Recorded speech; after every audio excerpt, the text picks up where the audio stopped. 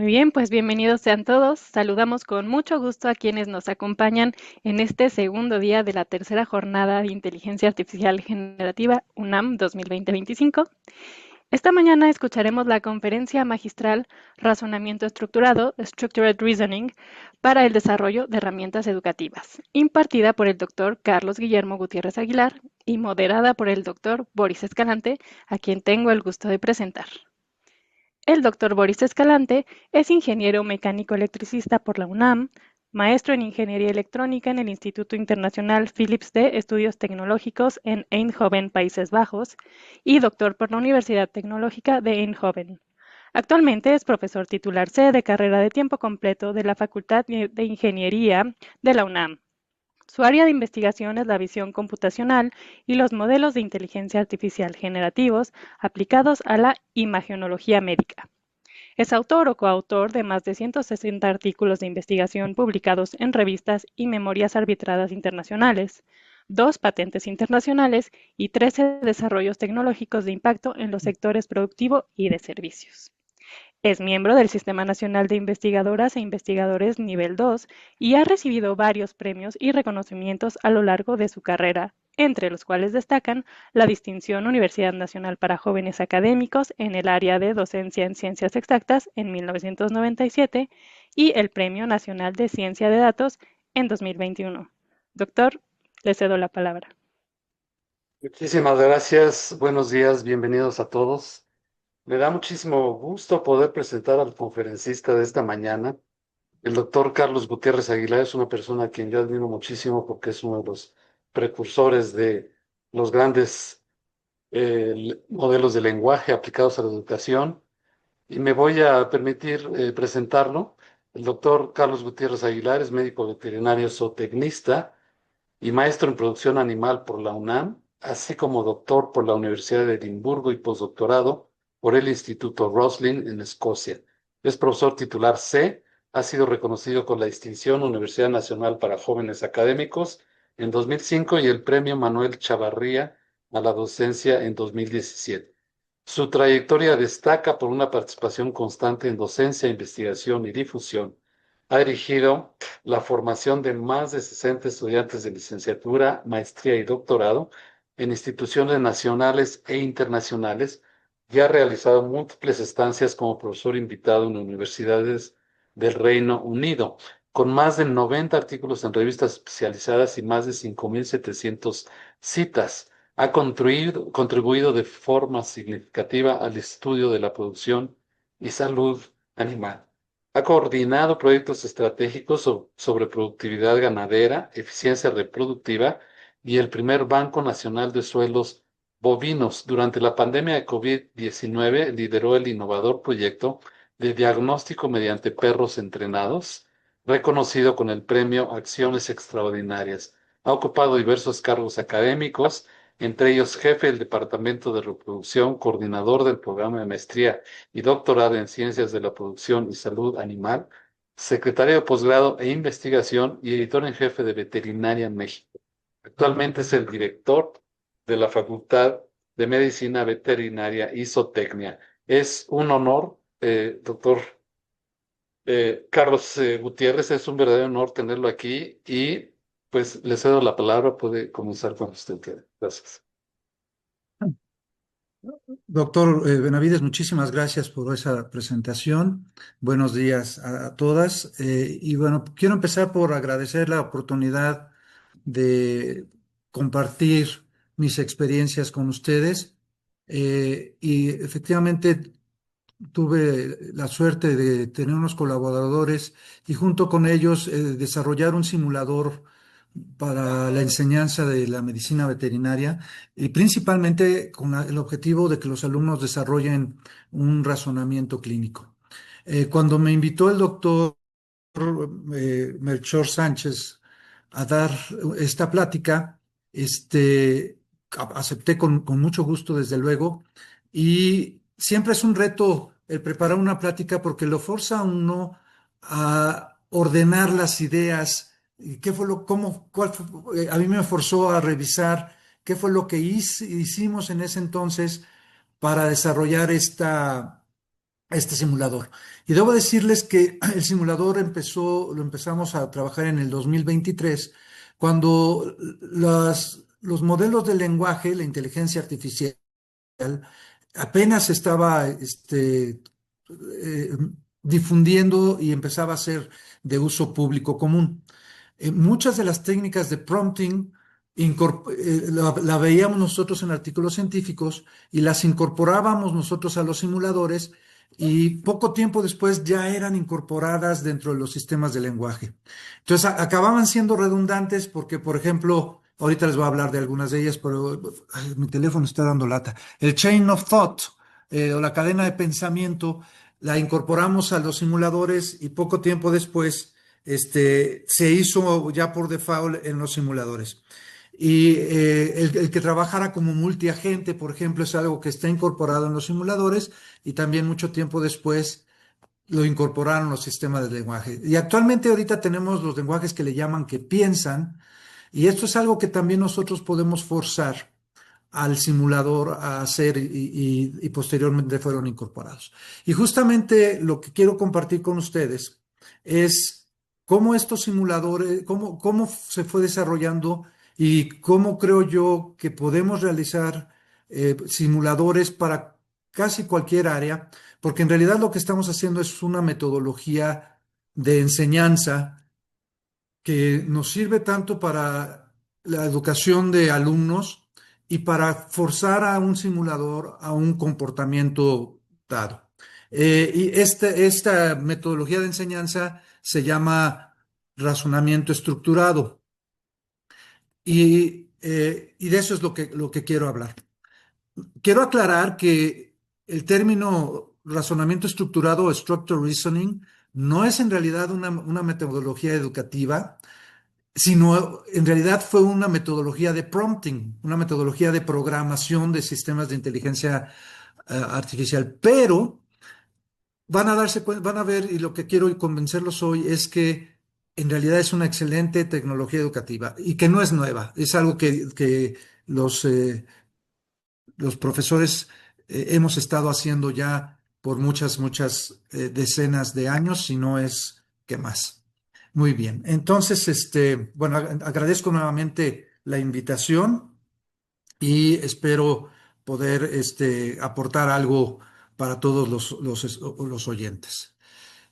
Entonces, el razonamiento estructurado para desarrollar herramientas educativas eh, parte de la premisa de que bien todos pensamos, pero el pensar bien no es algo que se nos dé automáticamente, sino que aprendemos a pensar y eso es lo que hacemos con la educación, eh, enseñar realmente a los muchachos no nada más conocimientos y cada vez más esto es la tendencia, si bien la educación universitaria llegó a ser enciclopédica por muchos años, actualmente el generar competencias en los alumnos es mucho más importante que el dar conocimiento. El conocimiento actualmente está a la mano en cualquier lado. Es muy fácil de acceder al conocimiento actualmente porque con un teléfono celular puedo acceder a cualquier conocimiento, pero sin embargo el aprender a pensar no es algo que se dé automáticamente y es algo a lo cual es una competencia que debemos desarrollar y debemos eh, aprender. Entonces, pensar bien no es automático.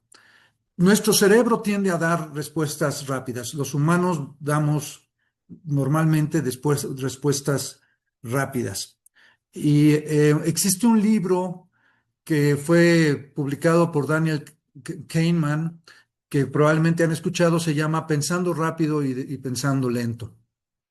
Y este autor dice que tenemos dos sistemas, tenemos dos cerebros, ¿no? Un cerebro de lagartija, ajá, un cerebro básico, como primitivo, que es un cerebro rápido, intuitivo, y que es normalmente el cerebro con el que operamos la mayor parte del tiempo, ¿sí? Opera automáticamente, responde rápidamente, sin esfuerzo, no necesita hacer un procesamiento mayor de las decisiones, y esto nos sirve para la gran mayoría de las situaciones que encontramos en la vida. Sin embargo, para decisiones un poco de un nivel más alto, no es suficiente, ¿sí? Como les decía, es suficiente para la vida común, donde las decisiones no importa si no son del todo correctas, con eso podemos ir viviendo. Y está el sistema, le llama el sistema 2 o ese segundo nivel cerebral que se reserva para actividades mentales complejas. Y esta es la parte del cerebro que debemos entrenar, porque si bien casi todo el tiempo respondemos o actuamos o pensamos de una manera automática, se tienen sesgos en esta manera automática. Y el sistema, el segundo nivel cerebral, lo echamos a andar propositivamente cuando el sistema uno no es capaz de cumplir con esa tarea que tenemos enfrente. ¿Sí? Entonces, requiere del esfuerzo deliberado y es un cerebro flojo. Este sistema 2 prefiere no actuar a menos que le sea muy necesario. Entonces, normalmente vamos a estar actuando utilizando únicamente el primer nivel cerebral. Y si ustedes ven, esto él lo describe para cómo funcionamos los humanos, pero exactamente lo mismo sucede con los modelos de inteligencia artificial.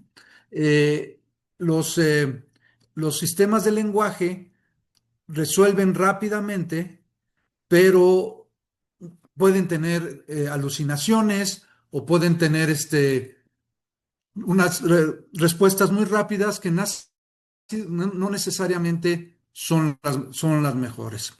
Entonces, el contestar algo como lo hacen los sistemas de lenguaje, y ustedes, estoy seguro, todos han usado ya sistemas de lenguaje, la inteligencia artificial, nunca se queda callada y nunca han recibido la respuesta que les diga, híjole, no sé, siempre va a contestar.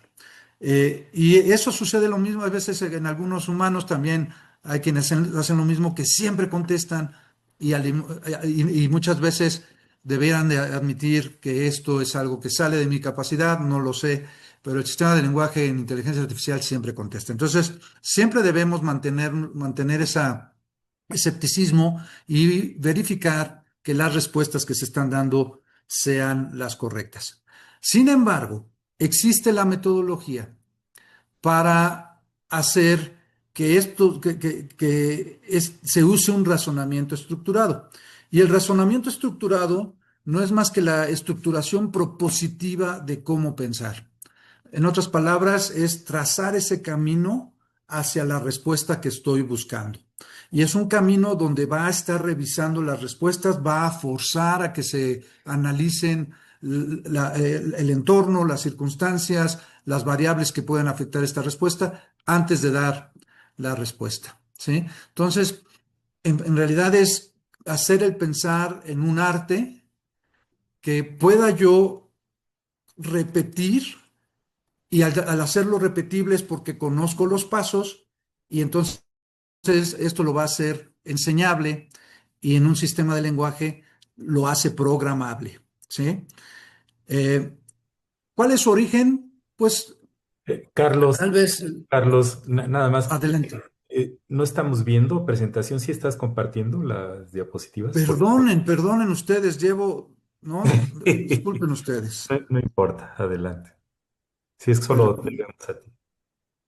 muy bien, permítanme compartir.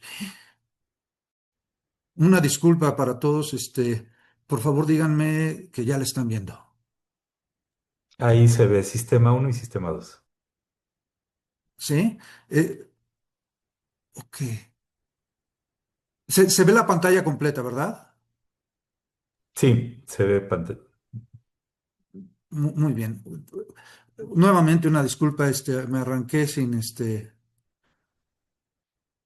Bueno, están comentando que estaba todo muy interesante sin las diapositivas. No hay problema. Muy bien, se los agradezco. Bueno, nada más voy a pasar las diapositivas rápidamente.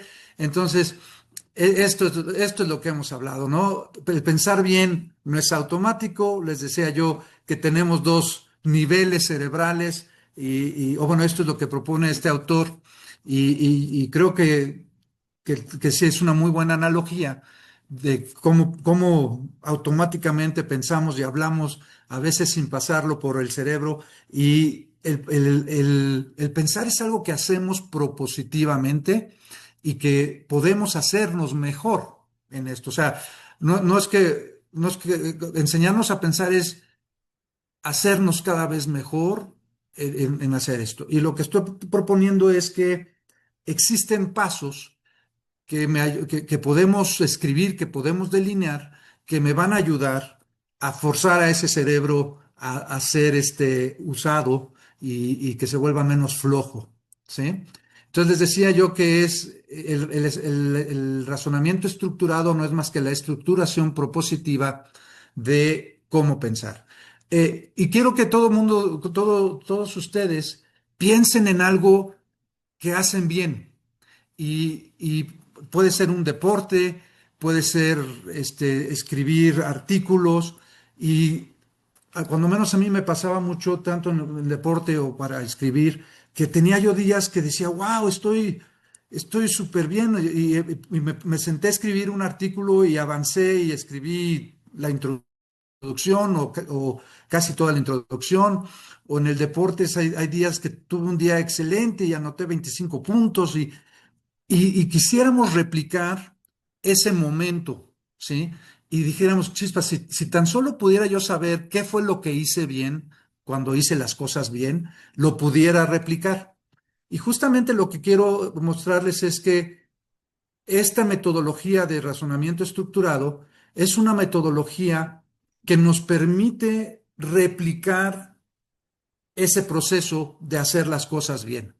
Y entonces, si yo conozco el proceso, los deportistas le llaman estar en la zona y entonces hacen su rutina o su ritual antes de entrar a un juego porque se meten en la zona, ¿no? Entonces, tratan de replicar lo que hacen bien cuando van a entrar a un partido. Y a mí me quedó muy claro hace como 20 años, porque a todos nos han enseñado a escribir o eso pensamos. Y sin embargo batallamos mucho para la gran mayoría de nosotros, los que hacemos investigación, a estar haciendo la investigación con los animales o en el laboratorio, o las matemáticas, etcétera, es la parte bonita y entretenida. Pero escribir siempre se nos dificulta un poco más. Y yo admiro muchísimo a la gente que puede sentarse y empieza a escribir como si nada.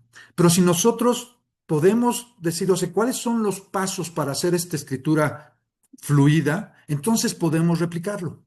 Y desde hace como 20 años, yo tomé un curso de escritura de artículos y fue para mí de esas veces que dice uno, eso es lo que hago, eso es lo que me pasa cuando estoy haciendo las cosas bien.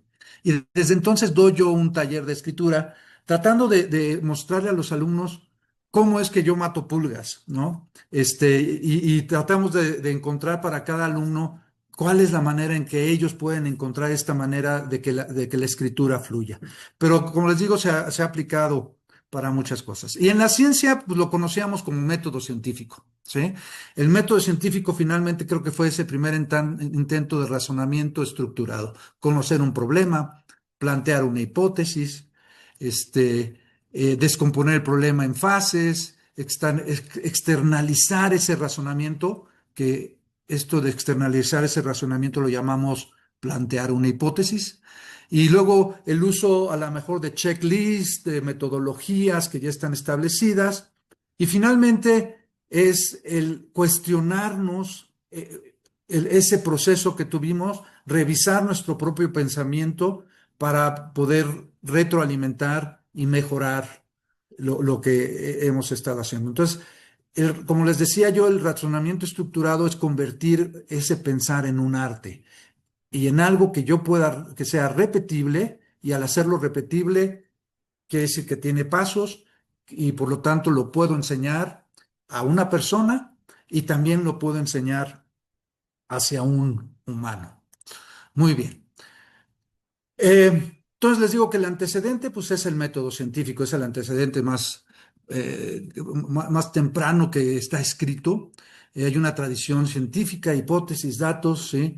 Pero hay otros nuevos modelos de resolución de problemas, de pedagogía. No soy pedagogo y espero no estarme metiendo en problemas con los pedagogos en la audiencia, pero creo que es algo, o sea, esta metodología finalmente no es nueva, eh, es una nueva manera de hacerlo y como les digo, surgió como un método de prompting, de instrucciones para los sistemas de lenguaje. Y es aplicable a todas las áreas. O sea, enseñar a una persona a pensar es lo que hacemos con nuestros alumnos universitarios en el área en el que están. No les enseñamos un set de problemas, sino les enseñamos a resolver problemas. ¿Qué problemas? Los problemas que van a tener a futuro en su carrera, pero no está basado en un set fijo de problemas.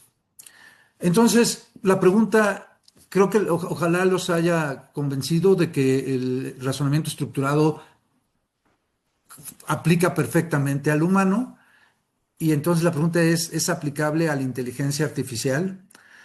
Di la respuesta, quemé yo las respuestas desde el inicio al decirles que de hecho es una técnica de prompting, pero efectivamente los LLMs son excelentes generando texto, pero no siempre son muy buenos razonando. Ajá. Eh, y entonces empezaron a desarrollarse metodologías que forzaban a estos sistemas de lenguaje a no precipitarse en la respuesta, igual que le decimos a un alumno, no te precipites en la respuesta, piensa la respuesta. Pues es lo que estamos haciendo con un sistema de lenguaje. Le estamos enseñando a que no se precipite. Y en sistemas de lenguaje eso se llama chain of thought, ¿sí? Cadena de pensamiento.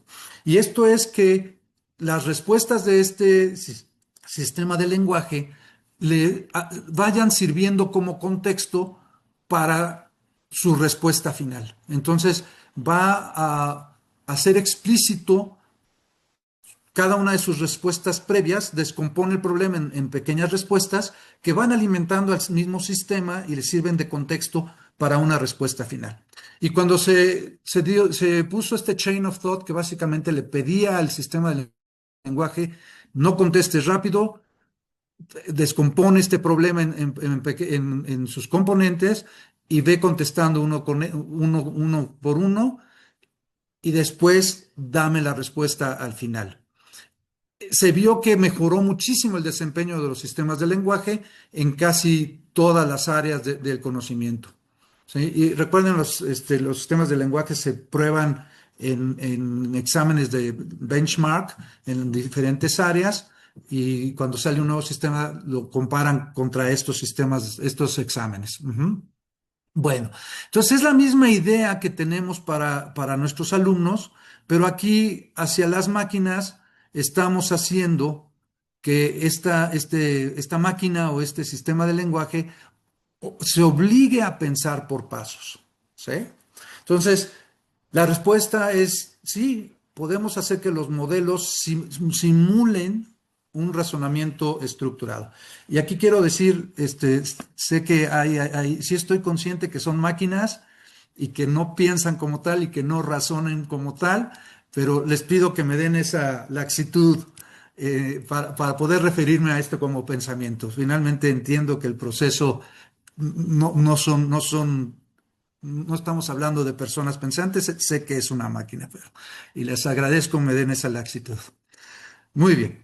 Entonces, ¿por qué esto es importante? Porque el razonamiento estructurado lo podemos utilizar para educar a un cerebro humano a utilizar sus capacidades y pensar mejor. Lo podemos enseñar cómo puede estructurar su pensamiento para, de una manera más rápida, llegar a un objetivo. Y si ustedes ven, casi no hacemos esto en nuestros sistemas educativos. Enseñamos a pensar y pensamos que este pensamiento debe ser implícito, y les pedimos a los alumnos, no, pero a ver, piensa tu respuesta.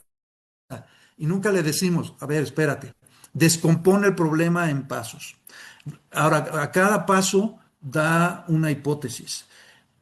Cada paso dame una metodología, dame una respuesta, evalúa la respuesta. Ahora vete al siguiente paso. Eso nunca lo hacemos. En realidad, asumimos que el pensamiento es implícito y creo que ahí hay mucho que podemos avanzar conforme cambiamos la manera en que lo hacemos. O sea, yo debo reconocer, aunque soy consciente de esto, el haber hecho esta plática me hizo todavía más consciente, pero es algo que todavía no hemos incorporado a nuestros sistemas, cuando menos yo, y nuestra tarea es hacerlo, ¿no? Bien, entonces nos sirve como un sistema educativo, ¿sale? Como un sistema educativo. Pero también nos, nos sirve a ponerle riendas a aquí está mi analogía veterinaria, salió mi, mi profesión, ponerle riendas a ese sistema de lenguaje y controlar su comportamiento, de manera que no conteste con ese sistema uno, sino forzarlo a que analice la situación, que la descomponga en pasos y que su comportamiento se alinee también a un razonamiento. Entonces voy a tener a el estudiante y al sistema de lenguaje utilizando el mismo método de raciocinio, si me permiten esa analogía. Entonces, y al tener yo a estos dos utilizando el mismo método de raciocinio, van a poder interactuar en el mismo nivel de lenguaje, ¿sí? Entonces, creo que nuestras herramientas educativas no nada más deben dar respuestas, deben poder interactuar de una manera que sea similar a lo que yo quiero enseñar. Pero para que este sistema del lenguaje sea una herramienta para enseñar algo, el sistema del lenguaje lo debe tener muy explícito, muy, muy claro que eso es lo que yo quiero que haga. Entonces, debe estar incorporado dentro de su programación. Muy bien.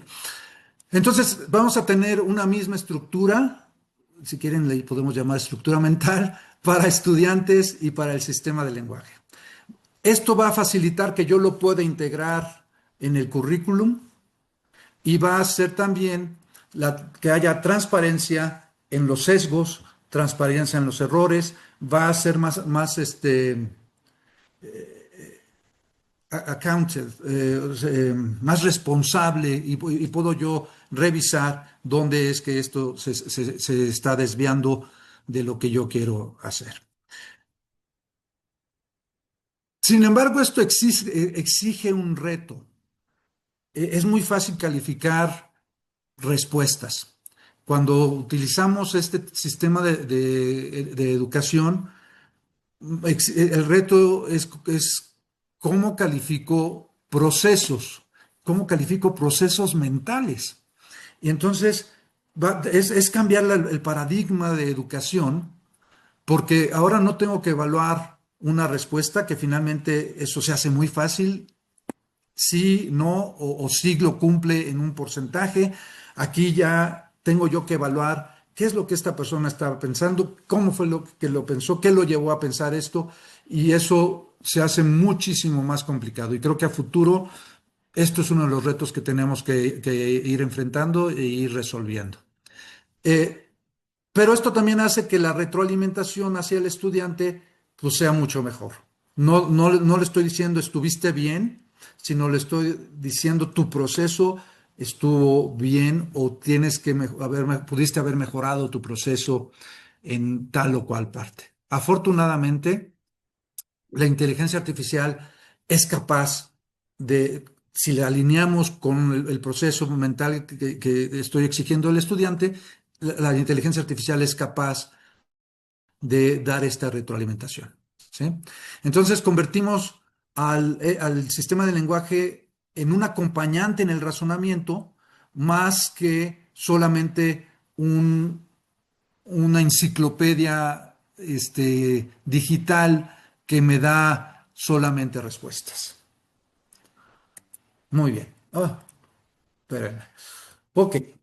Entonces llegamos a los simuladores. ¿Qué es un simulador? Pues hay muchos simuladores. Hay simuladores para muchas cosas. Hay simuladores físicos, modelos anatómicos, por ejemplo, modelos para hacer anestesia, para intubar, para dar resucitación. Y si ustedes lo piensan, esto tiene con nosotros ya muchísimo tiempo. A todos los enfermeros, médicos, eh, paramédicos, se les entrena a dar resucitación en un modelo. ¿Sí? Es un modelo donde yo le puedo dar masaje cardiopulmonar, dar respiración boca a boca y están aprendiendo en un modelo. ¿Sí? Y si ustedes lo piensan, todos los pilotos que vuelan un avión aprendieron en un simulador. ¿Sí? Entonces, ¿y cuánto tiempo tienen los pilotos aprendiendo en un simulador? Creo que desde siempre, desde que la aviación surgió como algo comercial, los pilotos aprenden en un simulador. Entonces, un simulador no es más que un recurso interactivo que permite la práctica, el análisis en un entorno seguro, de lo que ustedes quieran, ¿sí? De cómo volar un avión, de cómo conducir un coche, de cómo inyectar, de cómo construir una casa, etcétera. Y esto me ayuda a desarrollar y fortalecer las competencias. Ajá. En el caso que nosotros perseguimos que mejore el razonamiento diagnóstico. ¿Sí? Pero los simuladores los puede haber en cualquier área del conocimiento. Muy bien. En el caso de la medicina, es común, por ejemplo, que existan ya un banco de casuística todos los casos que han llegado a nuestro hospital. Tenemos los casos registrados, se tienen las radiografías, los estudios de laboratorio, y entonces se pueden, históricamente lo que se hacía es, pues se le daba al muchacho en la computadora un algoritmo y era un árbol de decisión, y si iba decidiendo adecuadamente, avanzaba al siguiente paso, y si tenía otra vez en otro árbol de decisión, y si llegaba a una decisión adecuada, avanzaba al siguiente paso, y así sucesivamente. Aquí tenía un problema, la respuesta correcta solo era una, entonces estábamos hablando de algo completamente determinístico, que no se salía de esa respuesta, y entonces perdía mucho de esa capacidad de pensar y de discutir casos o alternativas que no fueran la alternativa que estaba en el menú de opciones. La ventaja que nos da la inteligencia artificial es que nos permite que el mismo caso el mismo caso, cada alumno lo responda de una manera diferente. Entonces no es determinístico, y la misma tarea, si yo les dejo a todos la misma tarea, la interacción con el sistema de lenguaje, con la inteligencia artificial, va a ser diferente para cada alumno de acuerdo a lo que pregunte el alumno, a cómo pregunte el alumno, a la retroalimentación que reciba de la máquina y su proceso de preguntas y respuestas, su proceso mental. Entonces, cada caso, aunque puede ser el mismo, para cada alumno fue diferente. Y en cada ocasión que lo haga el alumno repetidamente, no va a ser el mismo caso, lo va a presentar de manera diferente. Entonces, desarrollamos este simulador que lo que usa es Structured Reasoning, y si ustedes buscan Structured Reasoning en la computadora, hacen una búsqueda, hay muchos pasos en este Structured Reasoning y que cambian de acuerdo a la rama de la ciencia en la que ustedes estén. Entonces, por ejemplo, esto es lo que tiene el nuestro, que usa una cadena de pensamiento que te fomenta el razonamiento lógico paso por paso. Después usa cuestionamiento socrático que desafía y te dice, a ver, ¿por qué estás pensando eso? Después el aprendizaje basado en casos que proporciona información al estudiante de acuerdo a cómo el estudiante le está solicitando. Les decía, ustedes tienen que controlar el comportamiento y deben pedirle al simulador que se comporte de acuerdo al grado, al nivel de avance de ese estudiante. Y esto también lo hace a través de la retroalimentación adaptativa, que básicamente es de acuerdo al bateador es la pichada. Entonces, si es un estudiante de primer semestre y, y sus preguntas son muy básicas, las respuestas también van a ser muy básicas. Y si es un especialista y entonces manda a hacer estudios de laboratorio e interpretaciones más complicadas, aumenta el nivel de la interacción. Entonces responde a la interacción. Y finalmente hace eh, una retroalimentación de qué hiciste bien, qué hiciste mal, qué te propone mejorar para la siguiente vez.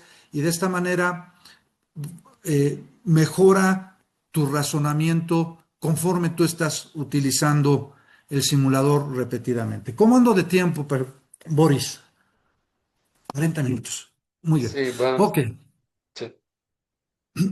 ok, 10 gracias. minutos más. Sí, Entonces, sí, gracias. Entonces, permite una integración entre la teoría y la práctica, ¿sí?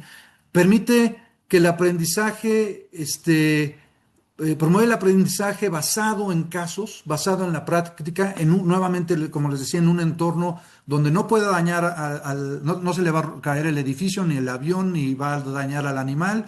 Asimismo, él no está en ningún riesgo y entonces quita ese nerviosismo que pudiera haber en otros casos donde físicamente podría echar a perder algo, digamos. Al utilizarlo más y más, va a aumentar su confianza para actuar y aprender cuáles son las decisiones correctas sin miedo a tener errores. Entonces aprende de tomar decisiones incorrectas y está demostradísimo que se aprende más de las decisiones incorrectas que de las correctas.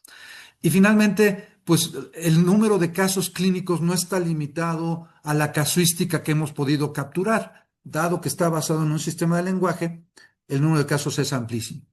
Eh, Hay simuladores que funcionan como mentores, como tutores, como coach, como estudiantes, como una herramienta, como simulador. Entonces, esto también tiene muchas ventajas porque yo puedo poner al estudiante a aprender y después le pido que él enseñe. Y también el enseñar es una parte del aprendizaje muy importante. Entonces, ah, es, es completo en toda la gama del aprendizaje la experiencia que le damos al alumno. Me voy a saltar esta por los tiempos. Y entonces quiero mostrarles a ustedes, espérenme, no, no, gracias, quiero mostrarles a ustedes este simulador. em, Y es un simulador, como les decía, que está basado en inteligencia artificial y que está en GPT. Pero no sé por qué no lo puedo quitar de la pantalla.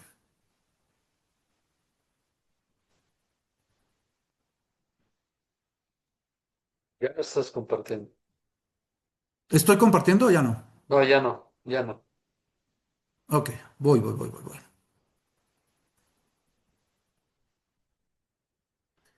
Muy bien. Entonces, creo que como profesores siempre hemos tenido casos en los que, o más bien como alumnos, en los que pensamos, ¿por qué estoy estudiando esto? ¿Sí? ¿Para qué me sirve estudiar esto? Y a veces, y aquí voy a poner un caso, ¿no? Pero es común que un alumno se cuestione cuál es la importancia de este conocimiento. Entonces, aquí les voy a mostrar un simulador que se llama Vet Case Simulator, Veterinary Case Simulator. Y si ustedes meten Universidad Nacional Autónoma de México o profesor o Carlos G. Gutiérrez, van a salir varios simuladores.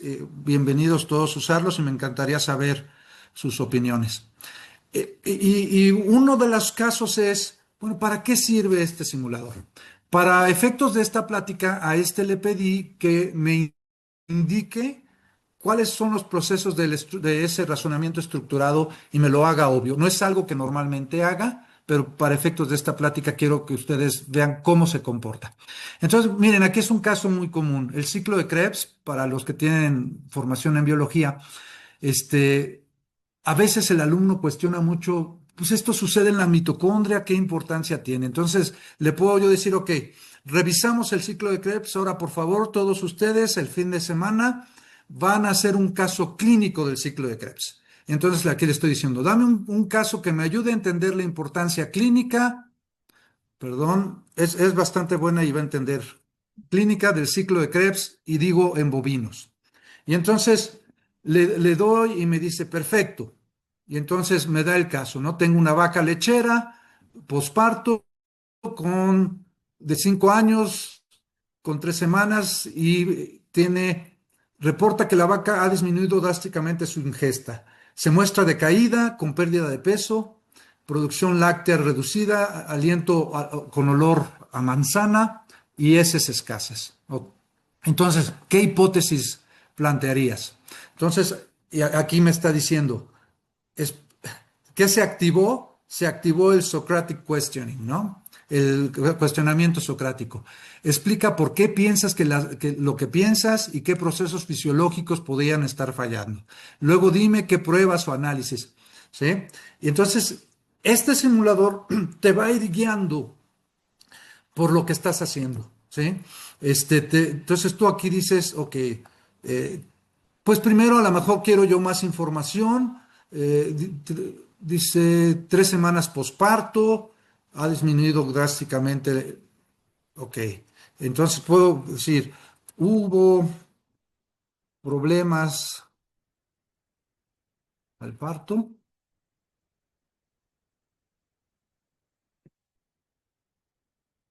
O,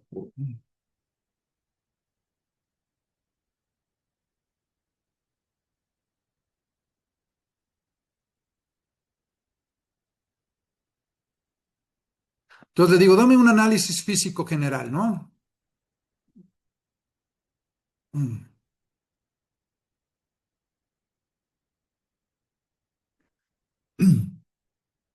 Bien. Entonces me da el análisis físico general y ¿qué se activó? Se activó el case-based learning, ¿sí? Y me da un análisis físico general y me va a decir, ok, ya te dije esto y ahora tú, con estos nuevos datos, ¿cuál es tu diagnóstico diferencial? Recuerden que aquí yo ya sé la respuesta porque yo le dije, bueno, no sé la respuesta, pero sé de qué se trata. Sé que le pedí que me dijera, que me hiciera un caso clínico del ciclo de Krebs, porque es el tema que acabo de ver en clase y quiero saber qué importancia tiene, ¿no?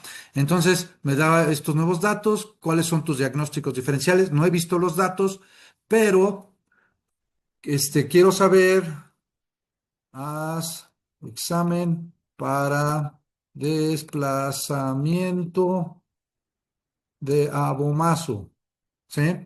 Sospecho de que puede ser, o esto es uno de mis diagnósticos diferenciales, y me dice petición válida, examen de abomazo, y me dice, voy a decir una tontería para que vean ustedes cómo se comporta si digo una tontería. Aplícale 40 litros de agua intrarruminal. Ops, dice, intervención prematura y clínicamente riesgosa. Y entonces aquí me va a decir, ¿por qué eso es riesgoso, no? Observaciones clínicas frecuentes en tu respuesta. Motilidad ruminal disminuida. La vaca presenta hipomotilidad, posiblemente por cetosis. Administrar grandes volúmenes sin asegurarte la motilidad puede causar distensión. Entonces, te va a criticar y te va a decir por qué está mal. Y fíjense, esta es la Socratic Questioning y la retroalimentación adaptativa. Te dice, te devuelvo la pelota. ¿Cuál es el diagnóstico presuntivo que intentas tratar con agua intrarruminal? ¿Qué alternativa menos invasiva? Entonces, si ven, si ustedes construyen y le ponen este esquema de razonamientos a una herramienta educativa, va a utilizar estas herramientas para guiar al estudiante a través de un proceso mental y fija estos límites en el proceso mental para que aprenda con la metodología que nosotros queremos que aprenda. Me podría tardar mucho más, pero quisiera escuchar de sus experiencias y de sus comentarios. Boris, muchas gracias. Te regreso el micrófono. Muchísimas gracias, muy interesante la conferencia, Carlos. Tenemos varias preguntas aquí, muy interesantes todas. Voy a hacer rápidamente algunas.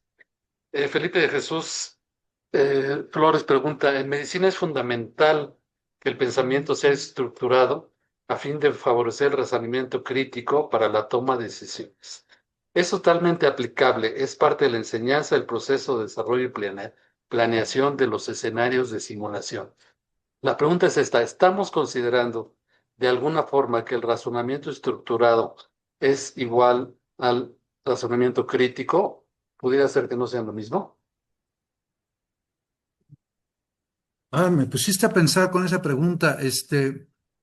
¿El razonamiento estructurado es igual al razonamiento crítico? Creo que sí. O sea, creo que sí. Porque si tú tienes esta retroalimentación adaptativa, te está forzando a criticarte, ¿sí? Entonces, eh, parte de lo que hacen, mira, voy a decirle, no sé si se siga compartiendo mi pantalla, Sí, se sigue pero sí, compartiendo. como estás forzando a esa retroalimentación, te está criticando. Entonces, creo que sí, pero es muy buena pregunta y como la planteaste de repente me sacó de onda, me puso a pensar, pero finalmente creo que sí. Muy bien. Blanca Estela Flores pregunta, dado que se está obligando a las máquinas a pensar por pasos, ¿en algún momento las máquinas pueden superar el razonamiento estructurado del ser humano? Mm, Mira, muy buena pregunta también. Eh, es- Primero, es una herramienta educativa y aquí lo estamos viendo como una herramienta educativa, pero creo que va a aumentar nuestras capacidades de una manera increíble. Entonces, si la va a superar, pues tú tienes una campana de Gauss y vas a tener población muy diversa. Creo que a todos les va a aumentar sus capacidades. Este, eh, y la ventaja que tiene la inteligencia artificial es que tiene toda la información a la mano, que tú a veces, aunque lo hayas leído, pues a veces que no te acuerdas, etcétera, aquí tiene toda la información a la mano. Entonces, en eso nos va a superar, ¿no? No podemos competir con una máquina en cuanto a la cantidad de información que se puede manejar. Pero en cuanto a meramente lo que es el razonamiento, creo que siempre que tengamos la información adecuada, creo que siempre la vamos a superar. En lo cuanto a qué es razonamiento. Pero como te digo, es dificilísimo competir con una máquina en cuanto a la cantidad de datos que se va a llegar, ¿no? Y permíteme un comentario, o sea, siempre ha estado la discusión filosófica de qué es razonar, qué es la inteligencia, qué es pensar, y realmente nadie lo sabe en términos humanos, ¿no? Hay una discusión y nadie sabe cómo es esto. En términos computacionales, pues ya estos modelos te dan una metodología para pensar, para razonar, y qué bueno que está usando estos términos, que a mucha gente no le gusta que los usen, como tú bien lo mencionaste, pero ¿quién dice que nosotros no aprendemos a pensar, a inferir? Mediante una serie de pasos lógicos y metodológicos como este, ¿no? Entonces, es una pregunta interesante y que poco a poco la gente de filosofía lo está empezando a aceptar, ¿no? O sea, ven que estos lenguajes funcionan y le preguntas, bueno, ¿por qué funcionan tan bien?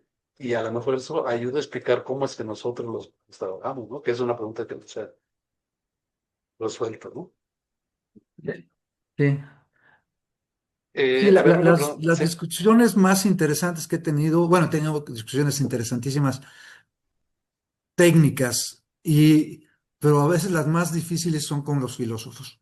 Este, y sí, y la manera en que funcionan nuestros pensamientos y nuestros cerebros también varía muchísimo. O sea, los que somos de áreas técnicas, áreas médicas, áreas de ingeniería, realmente pensamos muy diferente y estructuramos a veces los argumentos muy diferente a quienes vienen formados de las áreas humanísticas y filosóficas. Este, así somos. Esa es parte de la variabilidad y la riqueza de esas discusiones. Muy bien, pues si me permite una pregunta más, estamos sobre el tiempo, pero a ver, aquí otra pregunta de Laura Fernández. ¿Este proceso se utiliza en los modelos de enseñanza situada donde se dirige el proceso sociocognitivo a partir del análisis y reflexión conjunta entre el estudiantado? Pues la pregunta es esta. La propuesta es que se busque algo así con la máquina, eliminando la parte social. No sé si estoy entendiendo a qué te refieres con eliminar la parte social, para quien hizo Sí, la yo pregunta. entiendo que la pregunta es que, bueno, es esta forma de estructurar el pensamiento y el razonamiento tiene una parte muy importante social, ¿no? La parte de realimentar, etcétera, etcétera. Hay una parte muy importante que tiene que ver con el intercambio de ideas entre la sociedad. Y entonces la pregunta es si este método de enseñarle a la máquina a pensar, pues es eso mismo, pero tratando de eliminar la parte social, ¿sí? A ver, Boris, voy a proponer otra. Yo creo que Ajá. lo que nos están preguntando es, ¿podemos eliminar al educador? Y a lo mejor es esa interacción con el educador, si un simulador puede sustituir a un profesor. Eh, déjenme les digo lo que pienso y debo admitir que mi pensar en esto ha cambiado diametralmente de cuando empecé a desarrollar este simulador. Yo empecé muy entusiasta pensando que vamos a desarrollar ahora sí, ya vamos a revolucionar la educación y vamos a tener herramientas donde el alumno va a ser autogestivo, etcétera. Y ahorita, a través del uso del simulador, estoy convencido que el mejor método de educación lo tenemos desde hace cientos de años y que es el profesor enfrente de un grupo enseñando y transmitiendo su experiencia. Entonces, si la pregunta se refería a eso, creo que nunca vamos a eliminar al educador. Creo que siempre el poder transmitir la experiencia de uno va a tener muchísimo más valor que el verlo por un simulador. O sea, parece que estoy hablando mal de lo que les acabo de presentar, pero creo que ambos tienen su valor, pero creo que el valor de un profesor enfrente de un grupo es insustituible. Sí, esa respuesta me gusta mucho, ¿no? Al maestro no lo vamos a sustituir, pero el maestro sin estas herramientas no va a poder desempeñarse tan bien como otros maestros que sí adopten estas herramientas. Muy bien, pues muchísimas gracias, Carlos. Creo que estamos sobre el tiempo. No sé si, no quiero retrasar el programa, así es que vamos a dejarlo aquí y muchísimas gracias, Carlos, por esa interesantísima conferencia. Estoy seguro que va a causar mucho impacto y mucho interés en todos los cientos de escuchas, los miles ya somos aquí de gente escuchando. Muchísimas gracias. Les agradezco mucho a todos ustedes su atención. Fue un placer. Muchas gracias a ambos y efectivamente ya nos encontramos sobre tiempo. Algunos de los asistentes empiezan a ir hacia sus talleres, entonces pues continuamos con la jornada. Agradecemos profundamente al doctor Carlos Guillermo Gutiérrez Aguilar y al doctor Boris Escalante por impartir y moderar la conferencia magistral Razonamiento Estructurado, Structured Reasoning para el desarrollo de herramientas educativas.